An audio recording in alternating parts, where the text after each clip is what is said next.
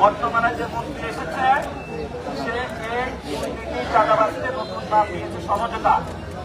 তার মাধ্যমে যে আমাদের রেলের উন্নয়ন হবে, সড়কের উন্নয়ন হবে, নৌ রুটের উন্নয়ন হবে, এটা আমরা আশা দেখি না। সেই বাংলাদেশে চাঁদাবাজিকে স্বীকৃতি দেওয়ার চেষ্টা চালাচ্ছে, হালাল করার চেষ্টা চালাচ্ছে। এই নয়ন রবিউল ইসলাম খুনের মামলার আসামি, তাকে 3টা মন্ত্রণালয় দেওয়া হয়েছে। এখন আবার সে বাংলাদেশের চাঁদাবাজিকে হালাল করার চেষ্টা চালাচ্ছে। আমরা শুধু বাংলাদেশের মানুষকে বলবো, এই রবি দুর্নীতি নিয়ে আসছে, নতুন করে মির্জা আব্বাসের সাম্রাজ্যের দায়িত্ব নিতে চাচ্ছে। মির্জা আব্বাসের সাম্রাজ্যকে যেভাবে আমরা খান খান করেছি, এই রবিউল ইসলামের নয়নের যে চাঁদাবাজি, সন্ত্রাস, খুনের সন্ত্রাসের যে রাজত্ব আছে, এটাও কিন্তু আমরা খান খান করে দেবো ইনশাআল্লাহ।